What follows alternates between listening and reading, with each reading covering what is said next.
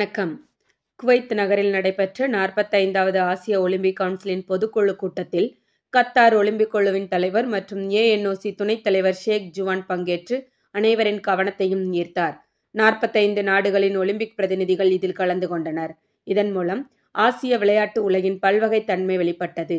முக்கிய நிகழ்வுகள்: IOC தலைவர் டாக்டர் தோமஸ் பாக் அவரது பதவிக்காலத்தின் கடைசி உரைகளில் ஒன்றை நிகழ்த்தினார். முடாத் பர்ஷீம் ஆசியாவின் மிகச்சிறந்த தடகள வீரராக கருதப்படும் இவர் தனது ஒலிம்பிக் பயணத்தை பகிர்ந்து விளையாட்டின் சக்தியை பற்றி உரையாற்றினார்.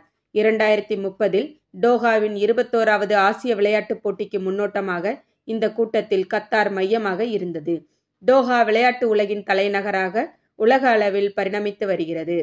உறுப்பினர்கள்: டாக்டர் தானி அல் குவாரி, மேற்கு திசையிலுள்ள OCA துணைத் தலைவர்; ஜாசிம் அல் புவைனைன், QOC பொதுச் செயலாளர்; முனிச்சில் பயன் முனிக் நாயகர் தாமஸ் முல்லர் தனது இறுதி மைதான நிகழ்வில் ரசிகர்களை ஜாலியாக செய்தார். நினைவாக அவருக்கு ஒரு புகைப்படம் வழங்கப்பட்டது. இதுபோன்ற செய்திகளை தெரிந்து கொள்ள ழ ஊடகத்துடன் இணைந்திருங்கள். ழ ஊடகத்திற்காக லட்சுமி ஜெயபாலன்.